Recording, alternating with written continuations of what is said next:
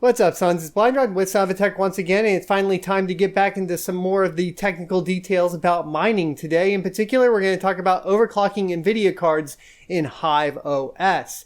So before that, though, here's a new t-shirt we've got.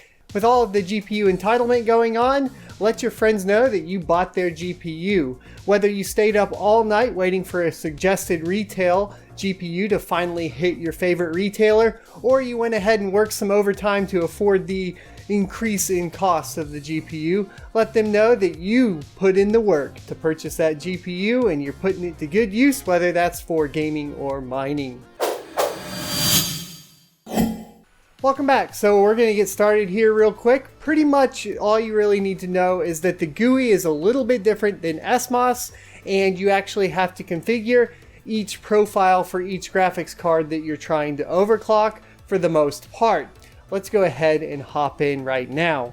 Alrighty, so the first thing we're going to need to do is head on over to hiveos.farm and log in. If you guys have not installed Hive OS yet on your mining rig, you can check out the video that I'll pop up in the corner. Okie dokie, so once you are in the Hive OS, you're just going to want to go ahead and click rigs, and then you'll see on the top right that you have an overclock button. If you click that, then you can go ahead and go through all of the overclocking profiles. For the most part, I didn't really find these to be super accurate as far as the pre-made overclocking profiles. They're a little bit better for the AMD side, but I wouldn't even touch the Nvidia side ones, as they are underclocking the core on Equihash, which is not typically common practice that you would want to do. And their memory overclocks seem to be a little bit hefty, and not all of these GPUs are going to be able to handle it. That being said, it's pretty easy to create your own by clicking the plus button. Today we're just going to say test on the profile name and be discussing Nvidia. The first box is the core clock, and you don't actually put the plus in front of it. So if we wanted to overclock the core by 25, we would put in 25 for 25 megahertz up on the core clock. The memory, you need to keep in mind that if you were testing in Windows with Afterburner, that usually this value is double from what you see in Afterburner. So if in Windows it's plus 800 megahertz, here you would write 1600. For this example, I'm just going to put 400, which is going to be a plus 200, give or take, depending from Afterburner essentially. The next is going to be the fan speed, which is set for auto here. Just for an example, I'm going to manually set it to 80. And then the power limit, which is 0 for the stock value, which I'm going to leave it at here. But if we did want to limit it on, say, a 1060, we would put in 80. Keep in mind, this is power limit in watts, not power limit in percentage. So for example, if your GPU has a TDP of 100 watts and you wanted to run at 80% of 100 watts, then you would set your power limit to 80. I have a GTX 1070 in here right now, so I'm just going to set it to 120. That way we don't have to worry about any of this crashing. This should be a pretty safe one, and click OK. The next step is you're going to have to actually apply this overclock once you've created the overclocking profile. You can do that by clicking your rigs button and then clicking the rig you want to configure. And as you can see in here, we can click the Nvidia overclock button and we can go through and either manually set it, or we can go down here and click load and load in our test. They also have an Nvidia overclocking tutorial in Russian if you want to check that out. I'm not sure if you can really translate that, etc. Now, one of the awesome things that they do have here, if you want to figure out a quick and dirty overclock for your graphics card, is by heading over to their overclocking public list.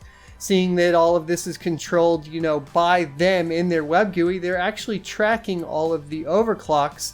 And if you scroll through, you can find some starting numbers on all of the cards that you could possibly want to check out. So once you've loaded in your template, all you have to do then is click apply, and it will say Nvidia's settings have changed. Wait for the rig message, and it will put the cue in, and I can hear my fan just ramped up to 80%, so I know that it's applied now at this point. And then if I want to check even further, I can get in remotely. I've been using, like I said before, Vnc Viewer, which I'll link in the description below.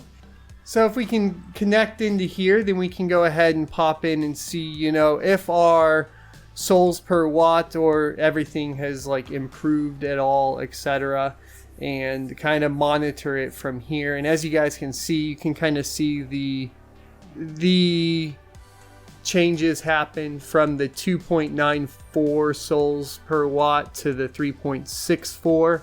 So the overclock has been put in, and if you're in here as well, you can open your Nvidia viewer and kind of go through the Nvidia X server settings and take a look at all of these settings. If you prefer to set your fan speed here, you can hop into the thermal settings and go ahead and set your fan speed in here. So if it didn't work when you did it the previous method, you can always come in here and adjust both the fan speed, or come into Power Miser and adjust your overclock here as well. So this is all of the settings that you could possibly want if, for example, it's not working by going through the web GUI itself.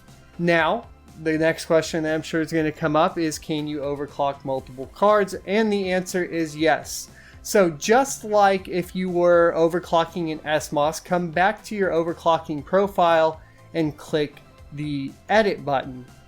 And then when we click the Nvidia tab, we can now add in GPU 0, 1, 2, 3, 4. So GPU 0 is what it begins at, and then you would just put a comma and then place in the overclocks to individually overclock each card. And that is how you can overclock multiple cards with SMOS as well. So that's going to wrap up how to overclock your mining rig with Hive OS. I hope it was helpful and that you guys are now on your way to getting some more sweet hash power, or at least a better hash per wattage. Either way, hope you get some sweet crypto out of the deal, and if you enjoyed, be sure to like, comment, and subscribe down below. If you want to support the channel, buy one of our t-shirts, or just head on over to gaming.youtube.com/c/sonofatech, something like that. Head on over to gaming.youtube when I'm live and click the sponsor button.